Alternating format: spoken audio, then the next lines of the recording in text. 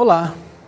Em nossa aula de hoje nós vamos estudar os números proporcionais. É uma parte bem importante que em concursos públicos também é bastante cobrada, que fala sobre a regra de 3, simples, composta ou inversa e direta e outros problemas relacionados à proporção. Bom, vamos começar com o conteúdo, né? Razão e proporção. O escambo é a mais antiga prática comercial do mundo. Nela, as pessoas trocam um produto por outro, considerando uma equivalência subjetiva de valor. Assim, por exemplo, quando uma criança troca com um colega um brinquedo caro por outro de menor valor, apenas por desejá-lo muito, está praticando uma forma de escambo. Algumas palavras que hoje nos são familiares são provenientes dessa prática. Apenas para registrar, podemos citar a palavra capital, que significa patrimônio, derivada do latim capita, que significa cabeça, e a palavra salário, que provém da utilização do sal em Roma como pagamento de serviços prestados. Imagine que numa forma particular de escambo, realizada por duas tribos vizinhas, uma cabeça de gado correspondesse a 3 kg de sal. Quantas cabeças de gado corresponderiam a 12 kg de sal? A resposta a essa pergunta pode ser obtida por meio de um cálculo mental simples, mas ela também pode ser representada por símbolos. Suponha que o número de cabeças de gado é representado por G e o número de quilogramas de sal por S. Então, S dividido por G é igual a 3 dividido por 1 e dá 3. A fração S sobre G é chamada de razão, em que S é o chamado antecedente e G é o consequente da razão.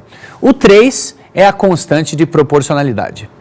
A igualdade S sobre G é igual a 3 sobre 1, ou S está para G, assim como 3 está para 1, significa que para cada 3 kg de sal, temos em correspondência uma cabeça de gado.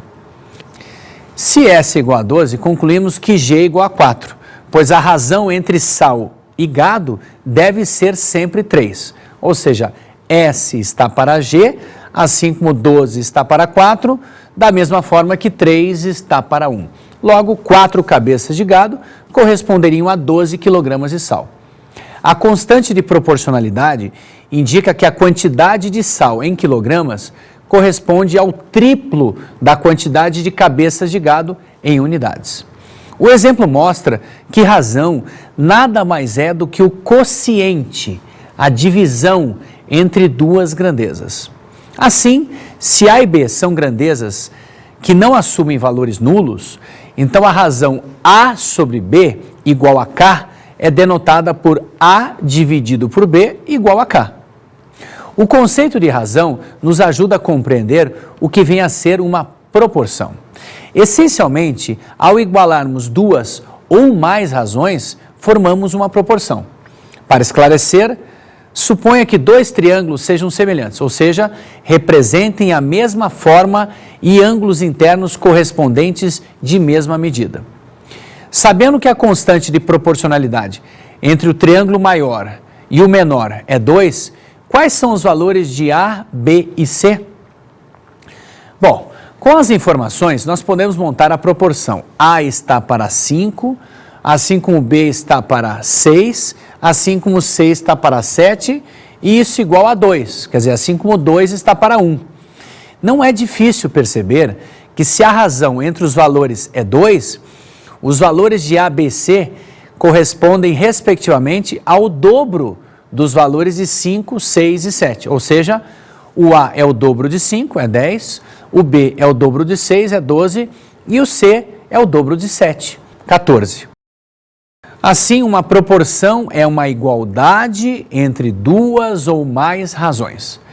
Na proporção A está para B, assim como C está para D, os termos A e D são denominados extremos, enquanto que os termos B e C são denominados meios da proporção. Observe agora algumas propriedades importantes existentes em proporção.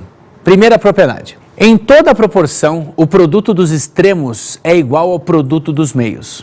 Ou seja, se A está para B, assim como C está para D, isto implica que o A vezes o D é igual ao B vezes o C. Ou seja, você pode multiplicar.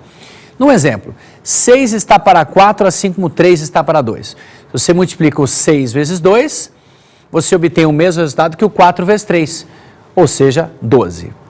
Na segunda propriedade, a gente tem que em toda proporção, a razão não se altera quando se adicionam ou se subtraem na mesma ordem os antecedentes e os correspondentes consequentes. Ou seja, se A está para B, assim como C está para D, essa razão é a mesma que A mais C está para B mais D. Ou, se A está para B, assim como C está para D, A menos C também está para B menos D. Nas duas situações seguintes, a razão permanece a mesma. Observe, ó. Você tem então, se 4 está para 2, assim como 2 está para 1, se você soma 4 mais 2, está para 2 mais 1. Ou seja, 6 está para 3 e o resultado da constante é sempre 2. Se você tem 4 está para 2, assim como 2 está para 1, se você subtrai 4 menos 2, está para 2 menos 1. 2 sobre 1, 2 é a mesma constante de proporcionalidade. Muito bem, agora que a gente já falou em razão e proporção, a gente pode resolver problemas usando regra de 3. Uma regra de 3 é um procedimento prático e simples, utilizado para resolver problemas que envolvem grandezas diretamente ou inversamente proporcionais. Vamos inicialmente esclarecer o que são grandezas diretamente ou inversamente proporcionais. Bom, grandezas diretamente proporcionais. A gente costuma dizer que duas grandezas são diretamente proporcionais quando, ao se multiplicar ou dividir uma delas por um número não nulo, a outra, em correspondência, fica multiplicada ou dividida por esse número. Ou seja, dá para dizer também que quando uma aumenta, a outra aumenta na mesma proporção. Ou uma diminui, a outra diminui na mesma proporção. Elas são diretamente proporcionais. Já as grandezas inversamente proporcionais, elas são ditas assim quando, ao se multiplicar ou dividir uma delas por um número não nulo, a outra, em correspondência, fica dividida ou multiplicada por esse número. Ou seja, uma aumenta, a outra diminui na razão inversa. Ou ao contrário, uma diminui, a outra aumenta. Aí elas são inversamente proporcionais. Uma regra de 3 pode ser simples ou composta. Se ela for simples, ela pode ser direta ou inversa. Vamos começar explicando a regra de 3 simples direta. Considere a seguinte situação. Uma estação de tratamento desenvolve o processo de purificação da água a uma vazão de 20 litros por hora. Em quantas horas terá efetuado o tratamento de 60 litros? As grandezas capacidade em litros e tempo em horas são diretamente proporcionais. Pois se, por exemplo, aumentarmos o tempo, tem-se em correspondência um aumento da quantidade de água despejada na mesma proporção. Ou seja, tem mais tempo, mais água. Tem menos tempo, menos água. Então, a gente pode utilizar flechas para auxiliar na representação dessa situação. As flechas com o mesmo sentido indicam apenas que as grandezas são diretamente proporcionais. Logo, basta montar a proporção da mesma forma com que os números estão dispostos, pois a razão é constante. Então, a gente escreve 20 está para 60, assim como 1 está para t. Usando a propriedade que afirma que o produto dos extremos é igual ao produto dos meios, nós temos 20 vezes t é igual a 60 vezes 1. Logo, para você desenvolver, se 20 vezes t é 60 vezes 1, 20 vezes t é 60, então passo 20 dividindo, aí vai ficar t igual a 60 dividido por 20, e portanto t igual a 3. Assim, após 3 horas, a estação terá tratado 60 litros de água. Esse foi um exemplo de regra de 3 simples, direta, porque as grandezas são diretamente proporcionais. E é simples porque envolvia apenas 2 grandezas. Regra de 3 simples inversa. Vamos considerar uma outra situação. Numa estrada, uma pequena ponte é construída por 10 funcionários em 60 dias. Se essa mesma ponte devesse ser construída em 30 dias e os funcionários responsáveis pela obra tivessem a mesma capacidade de produção que os primeiros, quantos funcionários seriam necessários para a construção?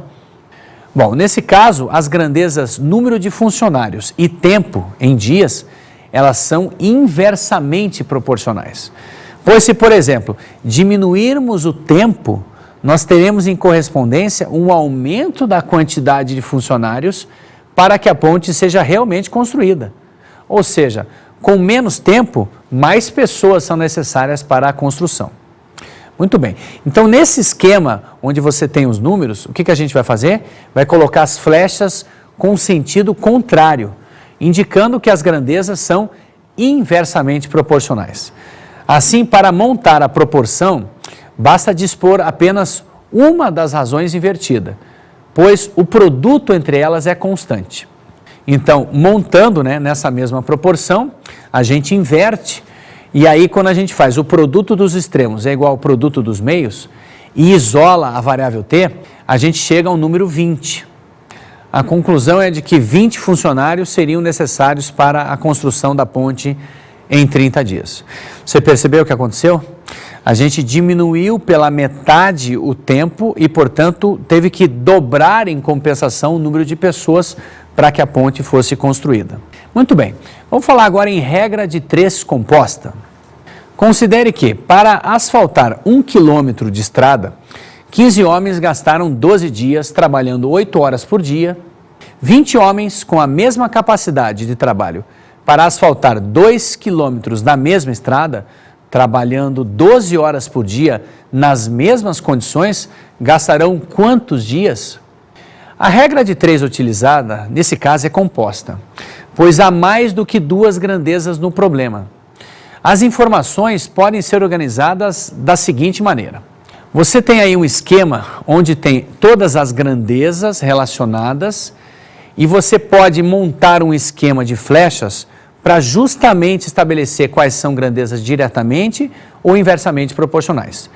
Então, comparando com aquela grandeza que você tem o x, quer saber quantos dias, as flechinhas no mesmo sentido indicam que quando comparando essa grandeza com x, você tem 2 grandezas diretamente proporcionais. Mas quando você tem flechinhas que têm sentidos contrários, aí elas são inversamente proporcionais.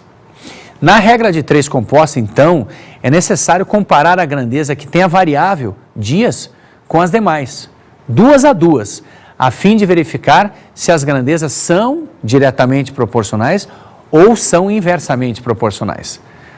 Da mesma forma que se procede na regra de 3 simples. Então, você transforma um problema grande num problema comparativo 2 a 2, aquela que tem a variável x com outra, a fim de estabelecer se são diretamente ou inversamente. E as flechas, como sempre, servem para auxiliar a representação dessa situação. As grandezas dias e quilômetros são diretamente proporcionais, flechas do mesmo sentido. As grandezas dias e homens são inversamente proporcionais, grandezas em sentido contrário. As grandezas dias e horas por dia são inversamente proporcionais. Inversamente, aumenta uma, diminui a outra. Se uma grandeza é proporcional a 2 outras, será também proporcional ao produto dessas 2. Então, na equação você tem 12 está para x, assim como o produto das outras, Meio é a da grandeza quilômetros, e ela é diretamente proporcional, por isso que veio assim mesmo. Homens era 15 sobre 20, como é inversamente, 20 sobre 15. E horas por dia, que também é inversamente proporcional quando comparando a dias, eu inverti, em vez de 8 sobre 12, 12 sobre 8. Então, você escreve aquela razão que tem x igual ao produto de todas as outras, considerando que elas são diretamente, mantém, inversamente você inverte. Aí eu vou ter 12 dividido por x. Multiplicando frações, você multiplica os numeradores, 1 vezes 20 vezes 12 dá 240, e multiplica os denominadores, 2 vezes 15 vezes 8, que também dá 240. Aí eu vou ter o produto dos extremos igual ao produto dos meios. Eu vou ter, então, 240 vezes x igual a 12 vezes 240. Dá para simplificar esse 240 nos dois lados, porque é o mesmo número, e eu chego a x igual a 12. Logo, 12 dias seriam gastos para a realização desse trabalho. Sabe o que acontece na regra de 3, principalmente na composta? Na maioria das vezes, o mais complicado em questões que podem ser resolvidas utilizando uma regra de 3 é identificar se duas grandezas são diretamente ou inversamente proporcionais. Então, a organização das coisas, os dados e tal, não é uma tarefa tão difícil. O difícil é sempre você acertar o sentido das flechinhas. E isso você precisa fazer o que para isso? Você sempre faz uma variação de uma delas. Aumenta ou diminui uma delas e vê o que acontece com a outra. Se elas tiverem o mesmo sentido, né? Se aumenta uma, aumenta, ou diminui, diminui, elas são diretamente proporcionais. Se aumentando uma, por exemplo, a outra diminui, você tem que inverter na hora de fazer a conta, porque elas são inversamente proporcionais. Ok? Bom, vamos falar um pouco agora de porcentagem, que é um assunto super útil e é a sequência de razão e proporção.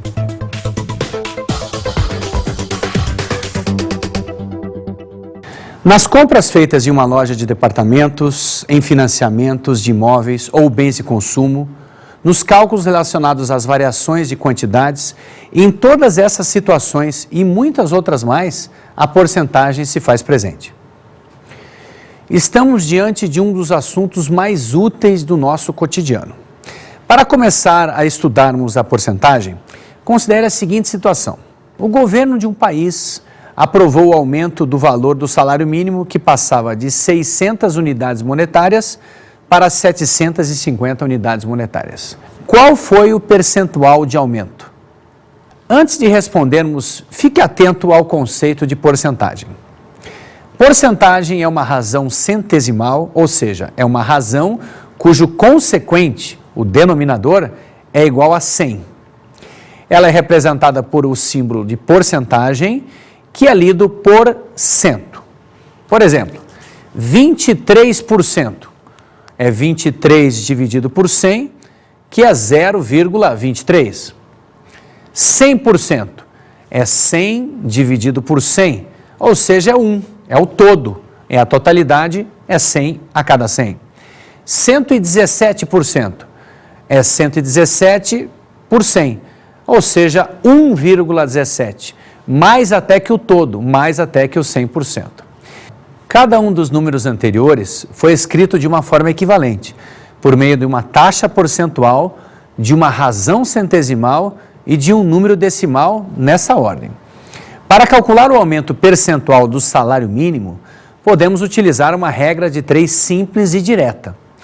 Como o salário aumentou de 600 unidades monetárias para 750 unidades monetárias, o aumento absoluto foi de 150, ou seja, a diferença 750 menos 600. Logo, é necessário encontrar o valor correspondente ao acréscimo, esse acréscimo de 150 unidades, em relação ao valor do salário antes do aumento. Observe, vamos montar uma regra de 3. 600 unidades monetárias corresponde ao 100%. Esse é o valor principal. 150 unidades, que foi o aumento, vai corresponder a um percentual X. Bom, como essa regra de 3 é simples e direta, você pode multiplicar o produto dos extremos, tem que ser igual ao produto dos meios. E escrever 600 vezes X é igual a 150 vezes 100.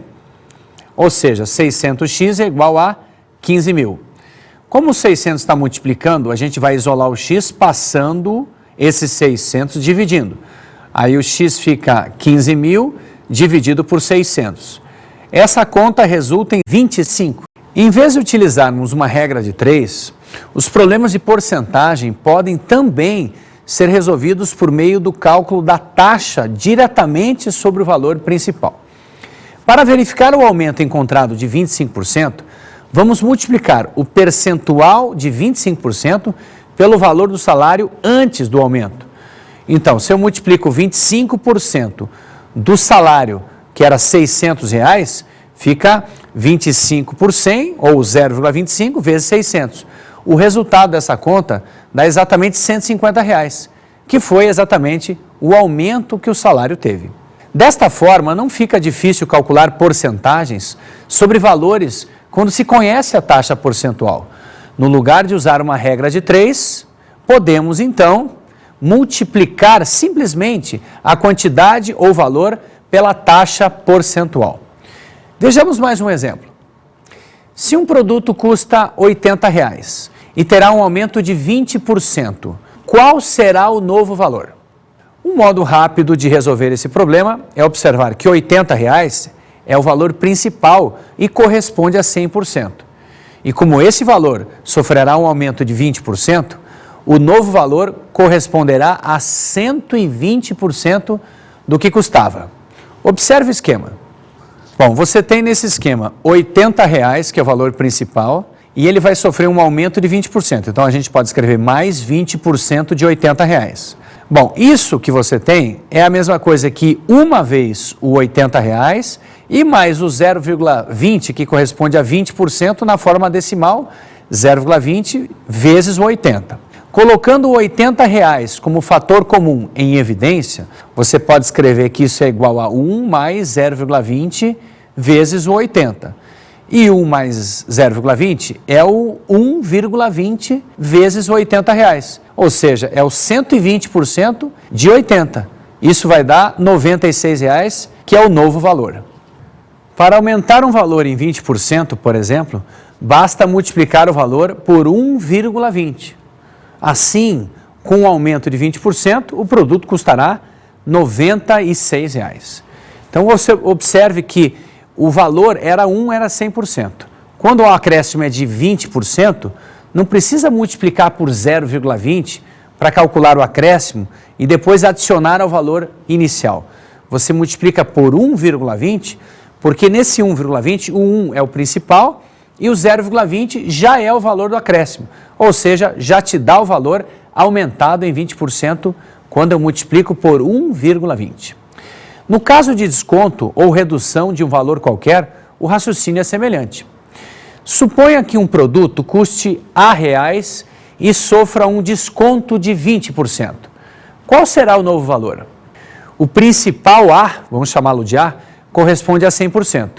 E com uma redução de 20%, seu novo valor será 80% do que ele custava. Ou seja, para reduzir o principal A em 20%, basta multiplicar o valor por 0,80. Então, o quadro a seguir, ele resume os dois raciocínios. Então, você tem um valor A. Quando você vai dar um aumento de 20%, é 1 mais 0,20. Então, você multiplica por 1,20. Já dá o valor aumentado em 20%. Quando for desconto, ou seja, diminuição do valor, se for de 20%, por exemplo, é 1 menos 0,20. Ou seja, é o principal 1 menos 0,20. Então, você multiplica por 0,80 e já te dá o valor diminuído de 20%. Vamos praticar esses conceitos. Numa questão da Fundação Carlos Chagas, você tem, suponha que em 2007, as mensalidades de 2 planos de saúde tinham valores iguais e que nos 3 anos subsequentes, elas sofreram os reajustes mostrados na tabela seguinte. Então, no plano 1, a gente teve em 2008 aumento de 10%, em 2009 a gente teve um aumento de 10% sobre o aumento já que havia sido dado em 2008, em 2010 novamente um aumento de 10% sobre o valor de 2009. No plano 2, o aumento foi de 5% em 2008, depois 5% em 2009 sobre o aumento já de 2008, e em 2010 um certo aumento de X. Se em 2010 os valores das mensalidades de ambos se tornaram novamente iguais, então X é aproximadamente igual a letra A, 15%, letra B, 18,6%, letra C, 20,7%, D, 27,8% e E, 30%. Vejamos como é que fica a resolução desse problema. Sem perda de generalidade, vamos supor que os valores das mensalidades dos planos de saúde em 2007 sejam ambos iguais a R$ 1.000. Um exemplo. O plano 1, após aumentos sucessivos de 10%, 10% e 10%, passaria a custar um valor A tal que. Como é que a gente calcula esse valor? Bom, a gente pega o valor A, que era R$1.000, e multiplica por primeiro aumento de 10%, 1 mais 0,10, vezes, sobre esse valor, tem mais um aumento de 10%. Então, multiplico por 1 mais 0,10. E o terceiro aumento consecutivo é sobre esses dois aumentos. Então, vezes 1 mais 0,10. Então, você pode dizer que o valor de A é igual a R$1.000, que era o valor antigo, vezes 1,10 para o primeiro aumento, vezes 1,10 para o segundo e vezes 1,10 para o terceiro. Ou seja, dá para escrever A igual a 1.000 vezes 1,10 ao cubo. Esse expoente 3 indica a quantidade de aumentos de 10% cada um. Aí eu vou ter A igual a 1.000 vezes 1,10 ao cubo. Se você faz essa conta, multiplicando 1,10 por 1,10 por 1,10 três vezes, vai dar 1,331. Multiplicando o 1.000 por esse valor, você tem que o valor vai ser igual a R$1.331. Esse é o valor após os 10%, 3 vezes sobre os R$1.000 que nós tínhamos no início. Já o plano 2, ele sofreu aumentos de 5%, 5% e X%. Logo, em 2010, ele passou a custar um valor B. Tal que? Como é que fica esse valor B? B igual a 1.000, que é o valor inicial o mesmo que era do plano A, que multiplica. O primeiro aumento de 5% é 1 mais 0,05, vezes o segundo aumento de 5% é 1 mais 0,05 e vezes. E o terceiro aumento, que é desconhecido, é um percentual X, a gente vai indicar assim, 1 mais X. Mesmo que a gente não saiba o X, vamos escrever 1 mais X. Bom, aí você pode escrever que o B é igual a R$1.000 vezes 1,05 para o primeiro aumento, vezes 1,05 para o segundo aumento, vezes 1 mais X para o terceiro. Bom, uma conta que eu posso fazer ali, o B é igual a 1.000 vezes 1,05, como são duas vezes, 1,05 ao quadrado vezes 1 mais X. Aí eu vou ter que o B é igual a R$1.000 vezes 1,05 ao quadrado é 1,1025, que multiplica o 1 mais X. Multiplicando o 1.000 por esse valor de 1,1025, eu vou ter que o B vai ser igual a 1.102,50, R$1.102,50, vezes o aumento, que a gente não sabe, 1 mais X representando o X% de aumento. O problema diz que ambos os preços são iguais. Então, se os dois preços são iguais, eu igualo A a B. O valor de A que eu encontrei antes com os 3 aumentos de 10% é 1.331. E o valor de B com esses dois aumentos e mais um de X, que está indicado, vai ficar 1.102,50 vezes 1 mais X. Então, igualando esses dois, eu posso ter 1.331 é igual. Eu vou usar a propriedade distributiva, multiplicando o R$1.102,50 pelo 1 e depois pelo X. Então, no segundo membro da igualdade fica R$1.102,50 mais R$1.102,50 vezes X, quando eu multiplico ele por X. Passando R$1.102,50 para o primeiro membro, ele troca de sinal, vai subtraindo. Você tem R$1.331 menos R$1.102,50 é igual ao R$1.102,50 vezes X. A diferença no primeiro membro dá R$228,50. E isso tem que ser igual a R$1.102,50 vezes X. Esse número que está multiplicando o X vai passar dividindo. Aí você isolando o X tem X igual a R$228,50 dividido por R$1.102,50. Essa divisão de números decimais dá aproximadamente 0,207, ou seja, o X é aproximadamente 0,207. Para transformar esse número em porcentagem, você multiplica por 100. E aí, como o 100 tem 2 zeros, a vírgula corre 2 casas para a direita. E aí o número se transforma em 20,7%, que é o valor aproximado do aumento.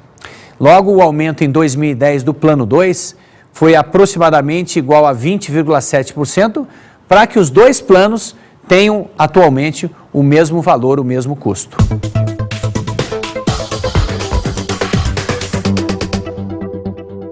Então vamos fazer uma questão da ESAF. Durante uma viagem para visitar familiares com diferentes hábitos alimentares, Alice apresentou sucessivas mudanças em seu peso.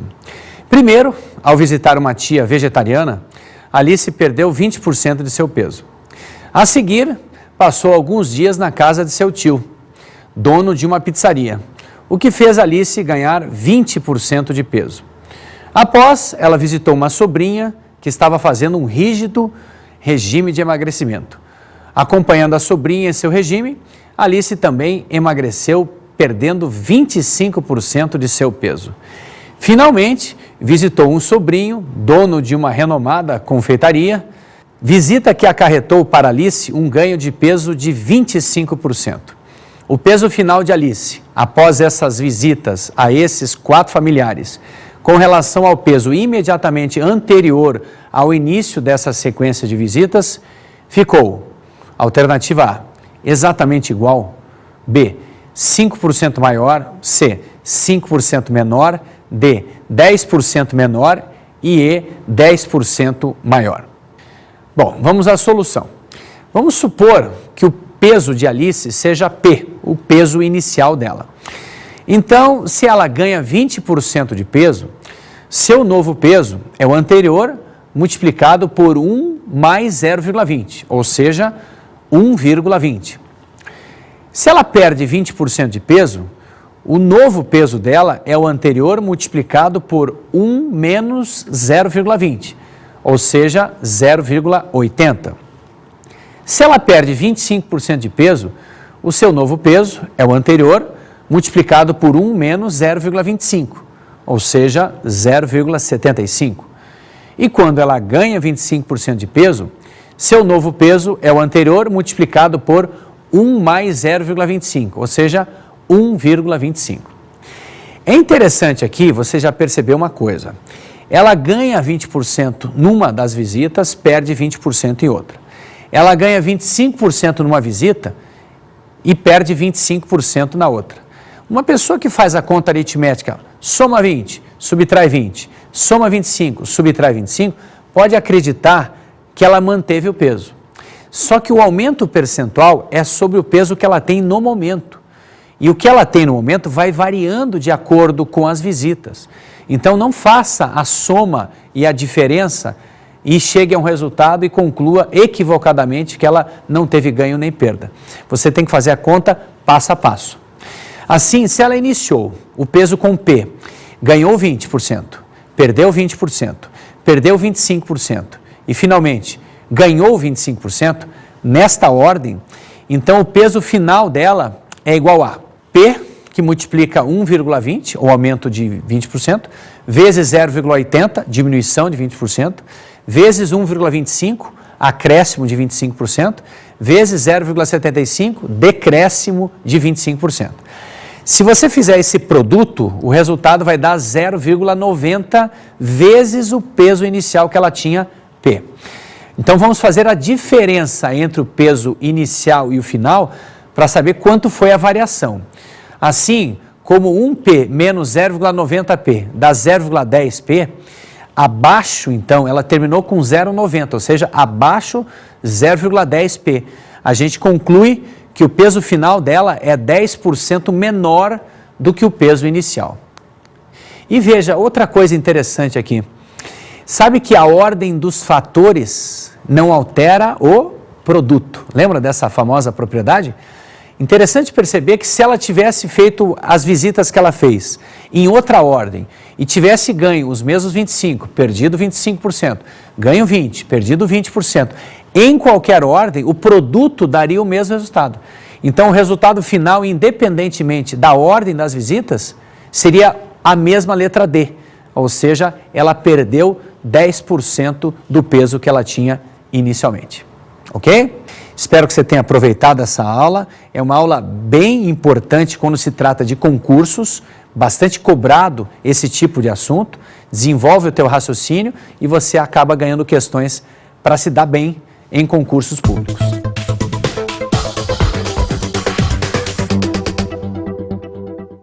E como dica de estudo para você, eu acredito que você possa procurar acessar as provas anteriores dos concursos públicos que você tem interesse.